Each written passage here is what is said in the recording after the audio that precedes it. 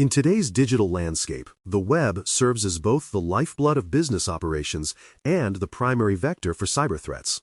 From employees browsing news sites to applications exchanging data with remote APIs, every web connection presents a potential pathway for intrusion or data loss. Annexes A.8.23 and A.8.24 of ISO/IEC 27001 address two powerful but distinct dimensions of this exposure: web filtering, which governs what traffic enters or leaves through the organization's online gateways, and cryptography, which protects the confidentiality and integrity of data as it moves or rests within those systems. ISO intentionally pairs these controls to demonstrate that security at the perimeter and security at the cryptographic level are complementary. One acts as the shield that filters risk before it arrives, the other as the armor that preserves data even if an adversary penetrates the defenses. Together, they establish a disciplined approach to securing information both at the edge and deep within the infrastructure. Annex A.8.23 defines the requirement for organizations to implement web filtering, controls that regulate and monitor user access to online resources. Its objective is to protect networks and users from exposure to malicious, inappropriate, or non-compliant content while maintaining alignment with the organization's acceptable use policies. In modern environments, filtering extends beyond traditional office networks. It covers remote employees, mobile devices, and cloud-connected endpoints. The control ensures that traffic flowing to and from the Internet adheres to defined policies, and that high-risk destinations, such as phishing domains or unsanctioned cloud storage services, are automatically blocked. This creates an intelligent perimeter where every outbound request and inbound response can be evaluated for safety and legitimacy. Web filtering operates through a combination of layered mechanisms that inspect traffic at different points in its journey. At the DNS layer, requests for known malicious domains are blocked before any connection occurs, preventing exposure to phishing or command and control servers. URL categorization systems classify websites by content type, risk level, and reputation, enabling policy-based access, for instance, allowing financial news sites but blocking peer-to-peer file sharing. Inline proxy inspection goes deeper, analyzing the payloads of HTTP and HTTPS sessions for malicious scripts, drive-by downloads, or policy violations. For distributed or mobile workforces, cloud-based filtering extends this control beyond the traditional perimeter, applying consistent enforcement even when users connect from home or public networks. The outcome is continuous web hygiene, security that travels with the user rather than remaining locked at headquarters. Effective operation of A.8.23 depends on disciplined management practices. Filtering policies must be formally documented, defining which categories of sites are allowed, restricted, or blocked outright. Both whitelists and blacklists should be maintained and reviewed regularly to reflect evolving business needs and threat intelligence. Exceptions, for example, temporary access to blocked domains for research or supplier collaboration, must follow a formal request and approval process, leaving an auditable trail of justification. Monitoring systems should record all access attempts, including those denied, and generate periodic reports summarizing activity trends and violations. These reports provide leadership with insight into usage patterns, productivity impacts, and emerging risks. Transparency in operation turns web filtering from a restrictive barrier into a measurable governance control.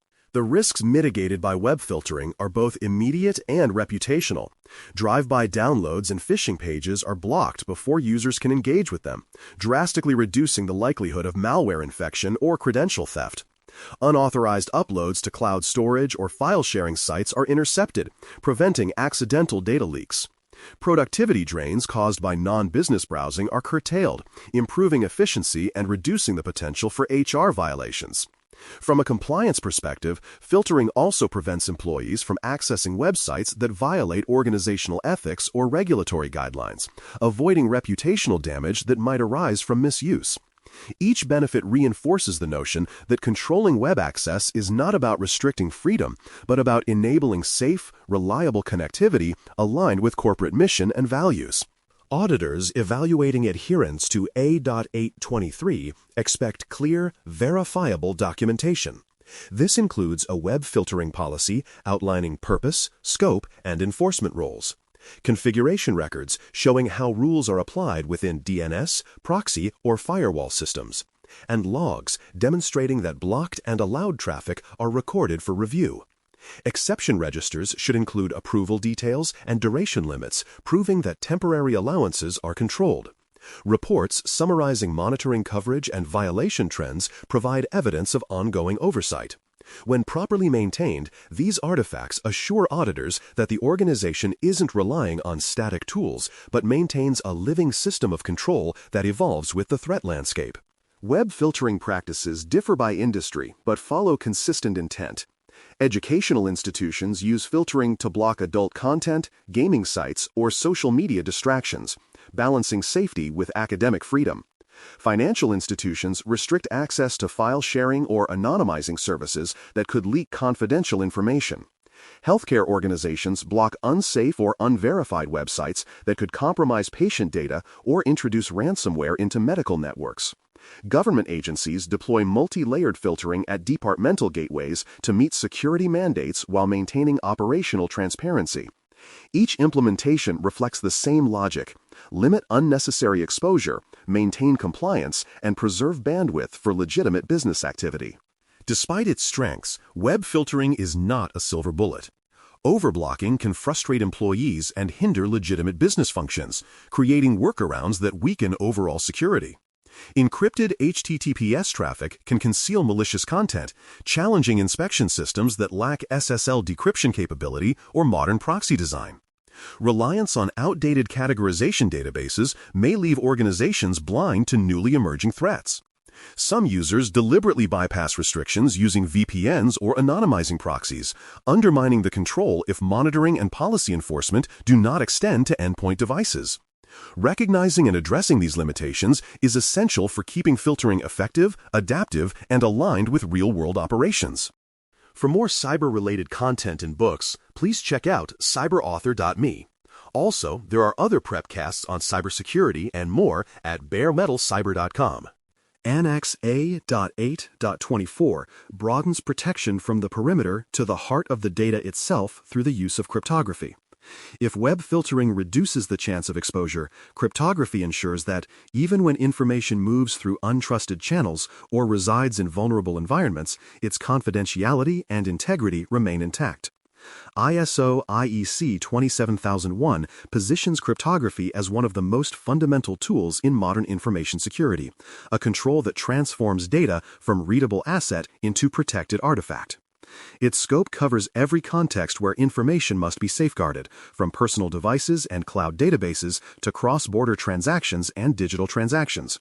The objective is not simply to encrypt, but to manage cryptography as a governed, standardized discipline, ensuring that algorithms, keys, and implementations remain strong, current, and compliant. Cryptography under A.8.24 encompasses several core functions that collectively uphold data security.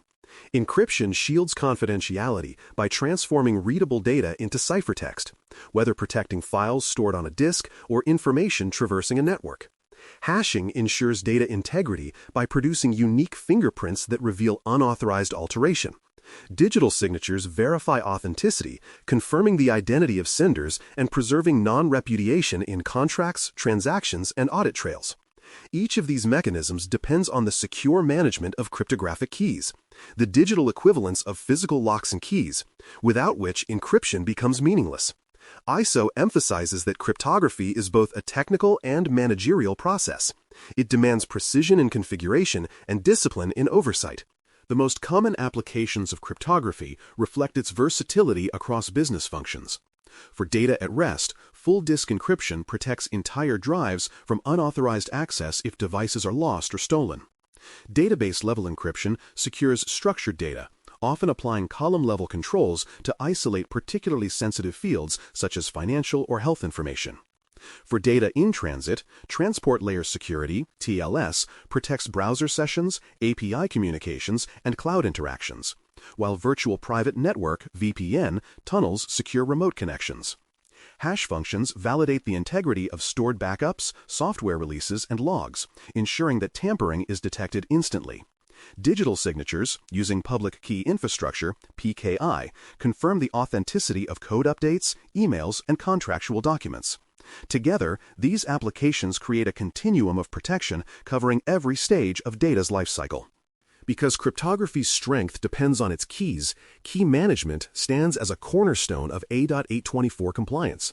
Organizations must establish centralized systems for key generation, storage, and rotation, ideally within dedicated hardware security modules, HSMs, or secure key vaults. Rotation schedules ensure that keys do not persist beyond safe lifetimes, while detailed logging captures every key creation, use, and retirement event. Sensitive or root keys require split knowledge and dual control, meaning no single administrator can generate or activate them alone. When keys are decommissioned, their destruction must be deliberate and documented, preventing future misuse or accidental recovery. These practices protect against both insider threats and technical vulnerabilities, transforming cryptographic trust into verifiable control. The risks associated with poor cryptographic practice are both subtle and devastating. Reliance on outdated algorithms, such as deprecated hashing functions or weak cipher suites, can expose systems to trivial cracking attacks. Poor implementation, like incorrect padding or insecure random number generation, can render strong encryption ineffective. Unmanaged keys or orphan certificates may allow unauthorized decryption or impersonation of trusted services. In some jurisdictions, misuse of encryption can even lead to legal penalties if it violates export controls or national restrictions on key length. These risks reinforce ISO's central message. Cryptography must be applied intelligently, updated regularly, and monitored continuously, or it becomes a false promise of protection. Auditors reviewing A.8.24 compliance expect a structured approach supported by documentation and evidence.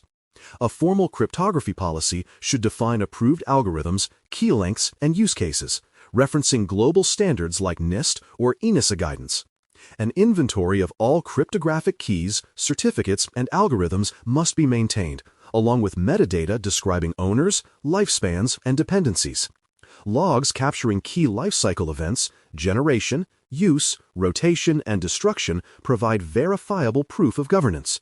Records of compliance with regional regulations, such as GDPR requirements for encryption of personal data, demonstrate legal alignment. This collection of materials shows that cryptography is not an ad hoc safeguard, but a managed service woven into organizational governance. Industries deploy cryptography in ways tailored to their operational realities. E-commerce platforms depend on TLS encryption to secure customer payment information, ensuring both privacy and trust at checkout. Healthcare organizations use encryption to protect electronic medical records, meeting HIPAA's strict confidentiality mandates. Financial institutions rely on hardware security modules to secure ATM communications, PIN processing, and transaction validation. Defense and aerospace agencies employ classified-level encryption schemes to protect mission data and communication channels. Each example reflects the same universal truth. When handled responsibly, cryptography underwrites trust. Trust between systems, between organizations, and between people. The interplay between web filtering and cryptography defines a balanced model of defense at both the perimeter and the core. Web filtering prevents access to malicious or unauthorized destinations, blocking known vectors of compromise.